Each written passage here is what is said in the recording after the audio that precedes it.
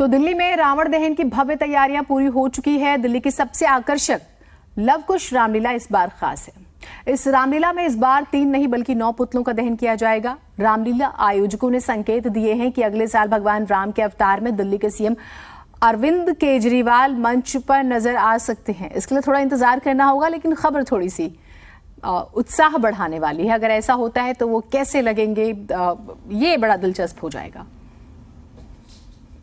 आयोजन एक बार फिर से लौट आया है। 2 साल कोरोना के चुनौतीपूर्ण थे, लेकिन जो पीछे तस्वीरें आप देख रहे हैं वो लव कुश रामलीला के आयोजन स्थल की तस्वीरें देख रहे हैं। हर बार कुछ खास करने के लिए जानी जाती है लव कुश रामलीला कमेटी, और इस बार भी कुछ खास किया गया है। रामलीला के आयोजन के दौरान 3 पुतले हमें देखने के लिए मिलते थे, लेकिन लव कुश रामलीला के आयोजन में इस बार 9 पुतलों का इस्तेमाल होगा। अर्जुन कुमार प्रधान कमेटी के हमारे साथ मौजूद हैं। अर्जुन जी, तर्क क्या है इसके पीछे?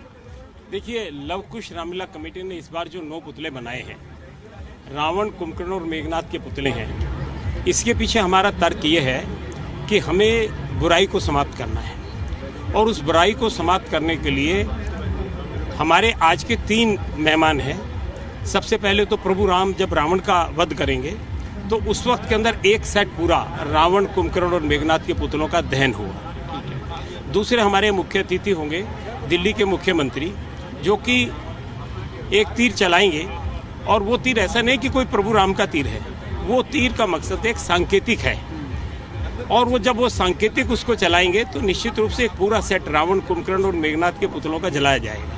और तीसरे हमारे बीच में है अमरेंद्र बाहुबली, जो प्रभास हैं। वो एक फिल्म स्टार हैं, और चूंकि उन्होंने आदि पुरुष फिल्म बनाई है और उसके अंदर वो राम का किरदार निभा रहे हैं, तो जब वो तीर चलाएंगे तो एक सेट रावण, कुंभकर्ण और मेघनाथ के पुतलों का उस वक्त दहन होगा।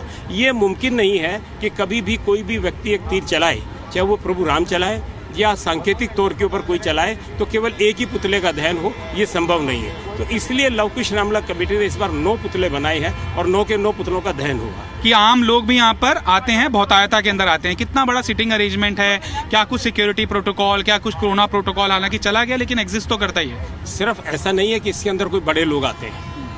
अगर जितना आईएएस को एक इज्जत मिलती है, आईपीएस को मिलती है, एक आईआरएस को मिलती है, एक गरीब फुटपाथ पे बैठने वाला गरीब आदमी भी आज यहाँ लव कुश रामलीला कमेटी के अंदर आप दिखा सकते हैं। तो जब गरीब आदमी भी यहाँ पर आता है, वो भी जब यहाँ की पुरानी दिल्ली की चाट पकौड़ी और झूलों का आनंद लेता है, तो वो चाट पकौड़ी सिर्फ अमीर आदमी के लिए नहीं है, उन झूलों का आनंद सिर्फ उसके लिए नहीं है।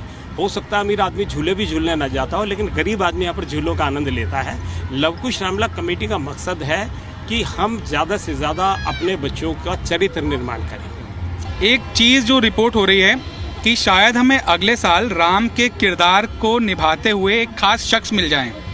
आप समझ रहे होंगे मैं किस और इशारा कर रहा हूं। क्या ये मुमकिन है कि अरविंद केजरीवाल का जो आपने ऑफर दिया है वो एक्सेप्ट कर लेंगे? देखिए, कुछ भी संभव है। जब भारत सरकार के 3 केंद्रीय मंत्री रोल कर सकते हैं, जो हमने कभी नहीं सोचा था, और आज जब वो आते हैं, रोल करते हैं, तो ऐसा लगता है प्रकांड पंडित है।